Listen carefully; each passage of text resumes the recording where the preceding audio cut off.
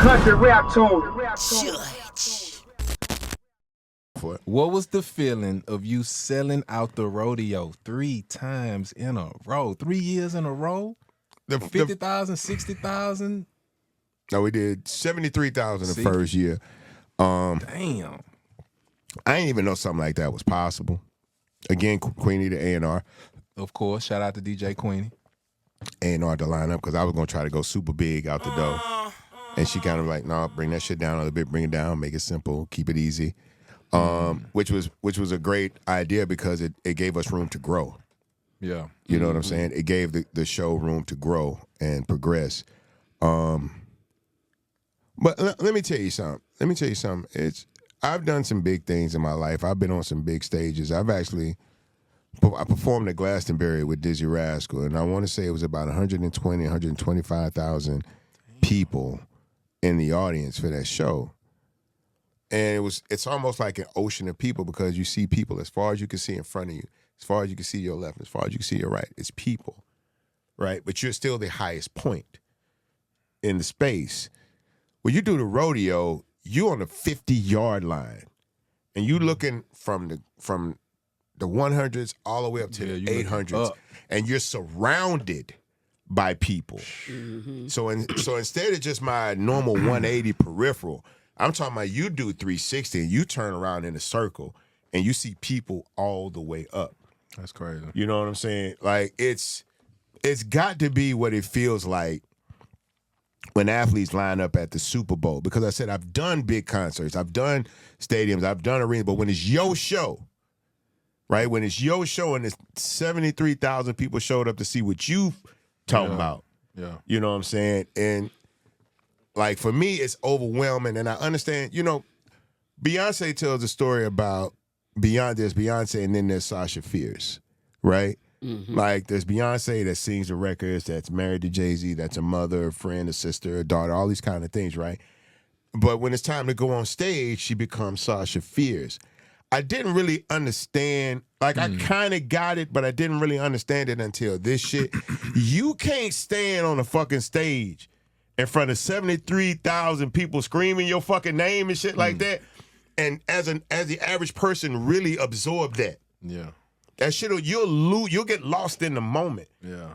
So when I do the rodeo, it's almost surreal because I'm there, but I have to detach. Because if you stop and really think about what the fuck you doing and where you doing and how many people is watching, don't get me wrong, there's moments when you know you just killed it and the sound go dead and it's just all the people screaming and you kind of sit there and soak it up like, yeah. Because that just means now you understand you have control of the space. But when you walk out, and for me at the rodeo, because I'll have 8 performers, 10, 12 performers. So I got 12 different motherfuckers getting their mind blown when they come out. Mm-hmm. And they're on the side, so they watch when the first person comes out. Yeah, and they see the screams and the reaction. Boys ain't ready. And it's like, man. And I know when I do this, I'm finna fuck it up because everybody's got that song for that room. So you sitting there, and then other people are getting different things. We had Baby Bash and Frankie J at the first rodeo to represent the Latinas. And so they were there, but they didn't go on until about 25 minutes into the show. So the whole time, they just sitting there really watching it, taking it in. And Bash was like, bro, it's a lot of fucking Mexicans in there, bro. Frankie was like, I know. He's like, we need to speak Spanish. Like, we need to say something in Spanish when we came out. And they fucking walked out there, Orale Houston, and that bitch erupted. Like, we're all adjusting to it in the moment to figure out how to navigate it. Yeah. You know what I'm saying? Because none of us, like this year, we had Drake, we had Nelly. Like, these are big names who have done huge shows where it's their show. Yeah. But that first year, none of us had ever done no shit like that. And it was doing it in Houston at the rodeo, which is the most Houston shit that ever existed, ever. Like this year we just did, it was the 92nd anniversary.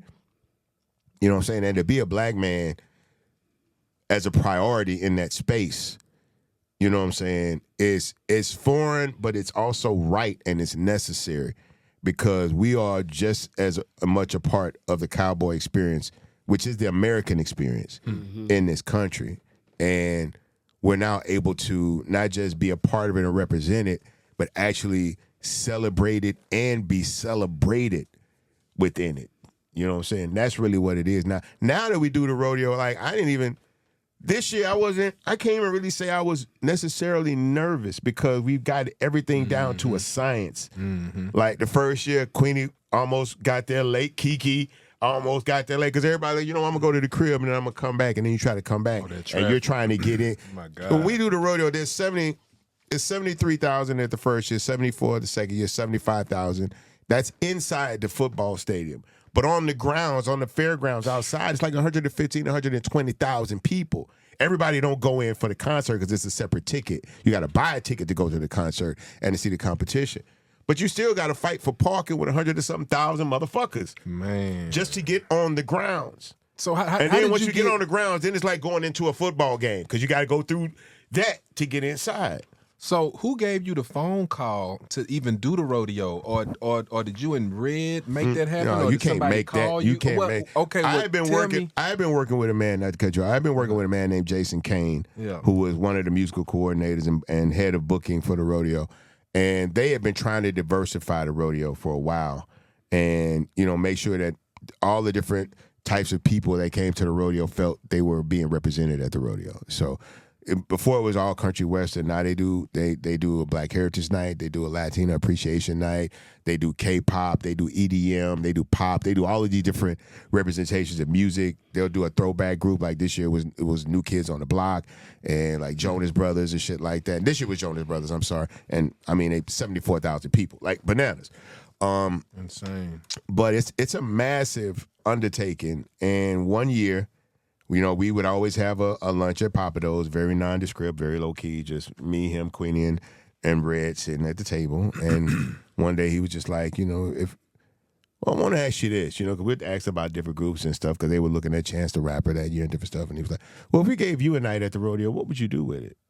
And it just kind of went from there. And I was like, oh, man, I'm going to have this dude and that dude and all of that. And we get a plane and we'll fly them all down. And Queen was like, that's too much. That's too much. You're trying to do slow too it much. Down, bud. Slow it down. Queen was like, just do Houston because everybody live here. They can drive. We ain't got to fly nobody in. They can just drive in.